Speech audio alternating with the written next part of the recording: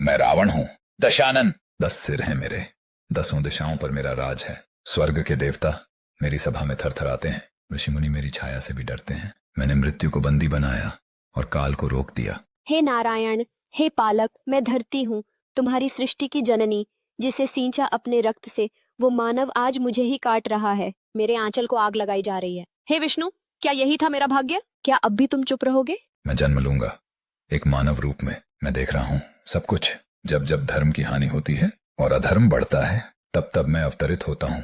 मैं जन्म लूंगा एक मानव रूप में, राम के रूप में, और अधर्म का अंत करूंगा। अयोध्या के महाराज दशरथ प्रजा के लिए एक आदर्श राजा थे, लेकिन एक दुख उन्हें हर दिन भीतर से तोड़ता था, संतान का ना होना। अपनी पीड़ा को शांत करने के लिए उन्होंने किया एक दिव्य यज्ञ, पुत्रेष्टि यज्ञ।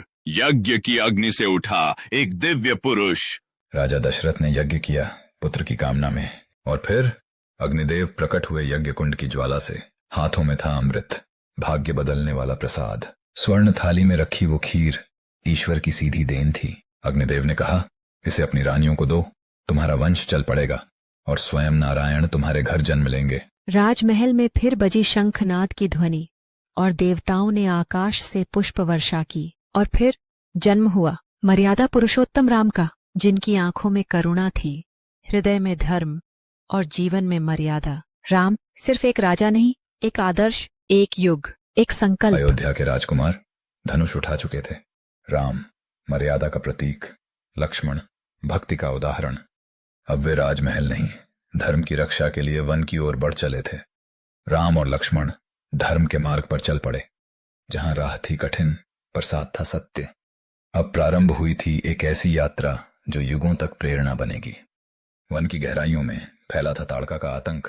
वही क्षण था जब राम ने पहली बार अपने धनुष को उठाया। ये सिर्फ तीर नहीं चला था, ये धर्म का उद्घोष था। पहला युद्ध और अधर्म का अंत। ताड़का का अंत हुआ, वन फिर से निःशब्द हुआ। एक योद्धा जन्म ले चुका था। राजा जनक की सभा में शिव का धनुष रखा था, विशाल, भारी, अडोल। सभी राजा महाराजा प्रयास कर चुके थे, पर कोई उसे हिला तक न सका। तभी राम आगे बढ़े, न विनम्रता छोड़ी, न मर्यादा। एक क्षण में उठाया, खींचा, और राम ने तोड़ दिया शिव का धनुष। सब चकित रहे। सभा साक्षी बनी जब दो आत्माएं एक होने जा रही थीं। राजा जनक ने कहा, अब समय है वरमाला का। सीता आगे बढ़ी, हाथों में थी फूलों की माला, आंखों में श्रद्धा और हृदय में समर्पण। और सीता ने वरमाला पहनाई राम को। देवताओं ने पुष्प वर्षा की और सृष्टि ने देखा प्रेम और धर्म का मिलन।